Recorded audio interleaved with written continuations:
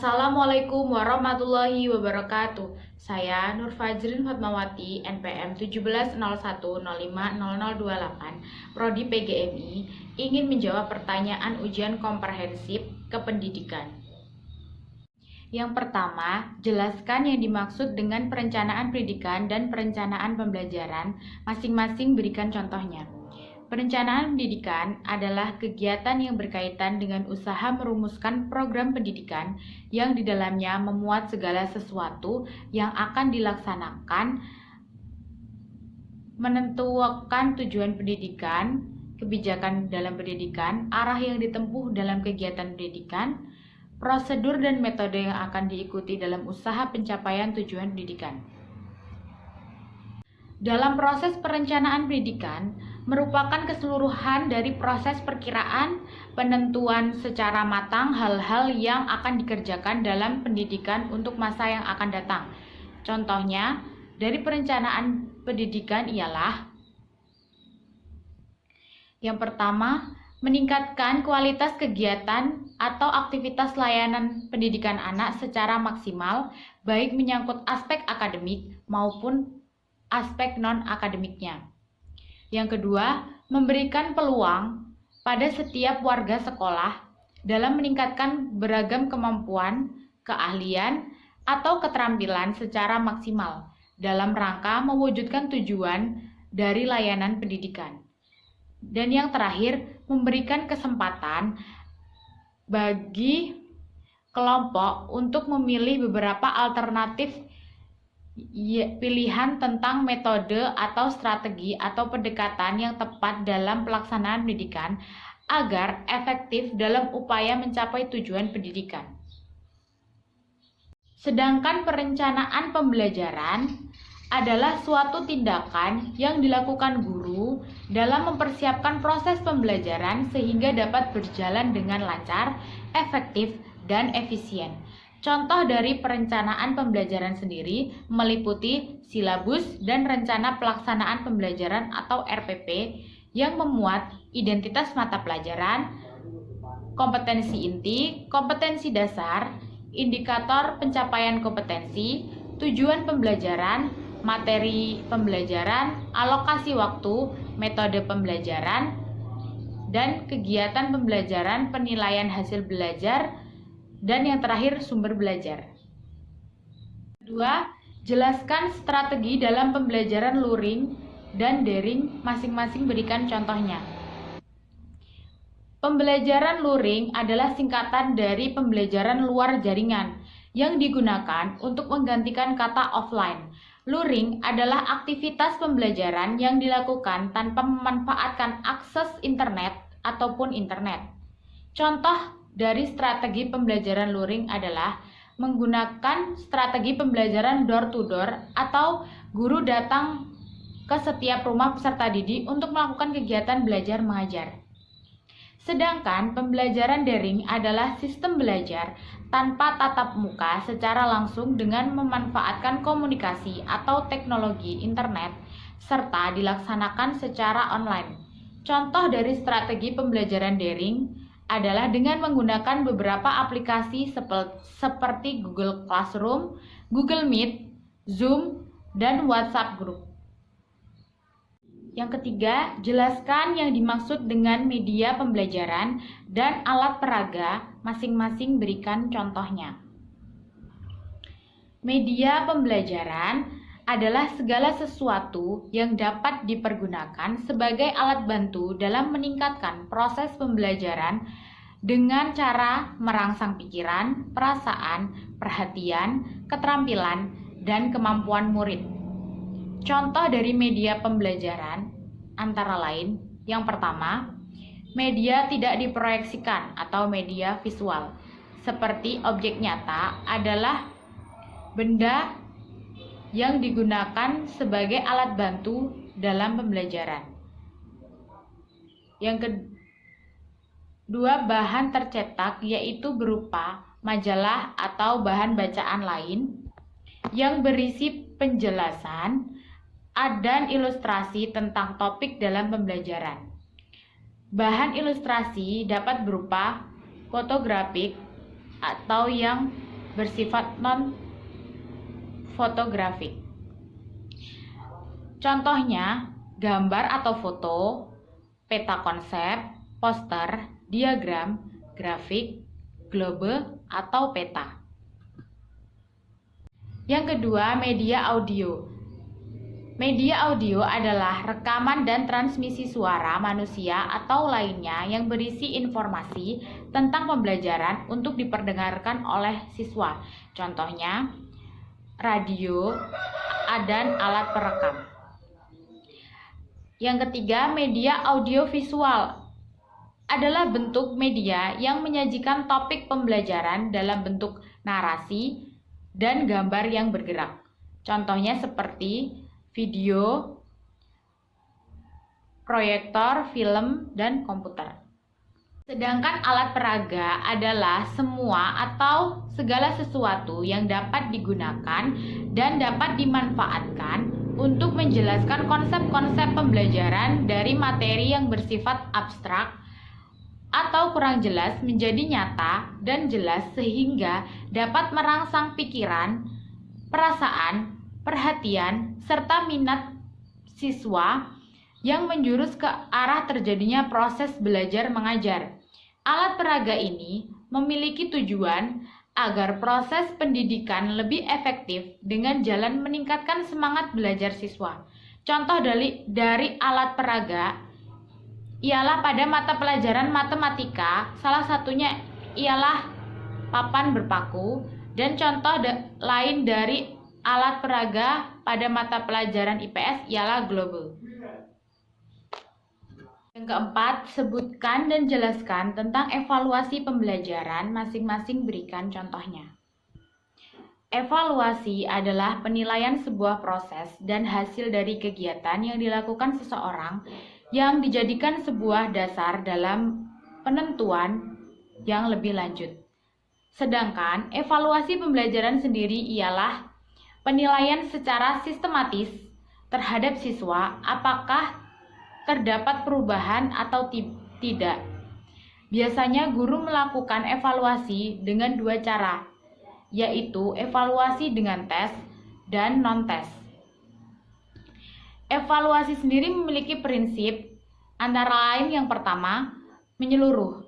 Menyeluruh di sini memiliki arti gambaran keseluruhan siswa dalam proses belajarnya yang mencuap aspek kognitif, afektif, dan psikomotorik. Yang kedua, berkesinambungan. Berkesinambungan di sini yaitu penilaian dari suatu pembelajaran yang dilakukan secara terus-menerus mulai dari awal hingga akhir dalam pembelajaran.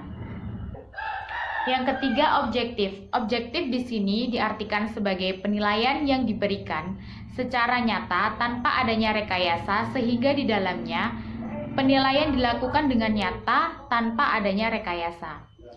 Yang keempat, valid. Valid di sini yaitu penilaian yang dilakukan kepada siswa sesuai dengan keadaan yang sebenarnya. Selanjutnya, reliable. Reliable di sini adalah evaluasi pembelajaran yang dilakukan secara terus-menerus meskipun dilakukan dengan orang tua serta waktu yang berbeda. Yang selanjutnya, edukatif. Edukatif di sini memiliki arti sebagai evaluasi yang berfungsi untuk mendorong siswa agar semangat dalam belajar. Macam-macam evaluasi, antara lain yang pertama, pretest dan posttest. Pretest adalah memberikan tes yang dilakukan sebelum pembelajaran dimulai sehingga guru tahu kemampuan pengetahuan yang dimiliki siswa. Sedangkan posttest adalah tes yang dilakukan setelah pembelajaran dilaksanakan sehingga guru tahu kemampuan siswa dalam memahami pembelajaran yang telah diberikan. Yang kedua, evaluasi prasyarat. Evaluasi prasyarat adalah evaluasi yang diberikan sebelum memulai pembelajaran. Misal, evaluasi tentang penjumlahan, bilangan untuk memasukkan materi perkalian sebab penjumlahan adalah syarat awal dari perkalian. Yang selanjutnya, evaluasi diagnostik. Evaluasi diagnostik adalah sebuah evaluasi yang dilakukan di akhir satuan pelajaran agar guru mengetahui bagian materi yang siswa mengalami kesulitan. Selanjutnya, evaluasi formatif. Evaluasi formatif adalah evaluasi yang sama dengan evaluasi diagnostik, yaitu untuk mengetahui kesulitan yang dialami siswa dalam satu modul. Kesulitan tersebut digunakan sebagai bahan remedial. Yang selanjutnya, evaluasi sumatif. Evaluasi sumatif adalah penilaian yang dilakukan untuk mengukur pengetahuan siswa yang dilakukan dengan program pembelajaran berlangsung. Penilaian ini dilakukan selama program pembelajaran dan di setiap semester yang nantinya dijadikan laporan penentu naik atau tidaknya siswa. Yang keenam, yang terakhir, EPTA dan EPTANAS.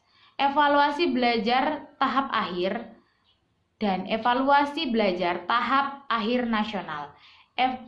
Evaluasi ini biasanya dilakukan untuk menuju tingkat yang lebih tinggi, biasanya disebut dengan ujian nasional. Nah, jelaskan bagaimana tentang mengatasi masalah kesulitan belajar siswa. Kesulitan belajar ialah suatu kondisi di mana proses belajar peserta didik mengalami hambatan tertentu untuk mencapai hasil belajar. 4 jenis kesulitan belajar pada seorang peserta didik ialah kesulitan belajar akademis, gangguan simbolik, gangguan non-simbolik, dan gangguan sosial emosional. Cara-cara mengatasi kesulitan belajar ialah yang pertama, menggunakan prior knowledge. Dalam kegiatan ini, pengetahuan awal yang sudah dimiliki oleh siswa dari pengalaman atau pengetahuan didapat sebelumnya. Prior knowledge ini bisa menjadi sebuah metode pendekatan oleh guru agar dapat mengatasi kesulitan belajar siswa di sekolah. Contohnya, siswa dapat diberikan tugas untuk membaca lebih dulu materi yang akan disampaikan di pertemuan selanjutnya. Yang kedua, selalu evaluasi. Cara mengatasi kesulitan belajar siswa bisa dilakukan dengan metode evaluasi atau self-monitoring.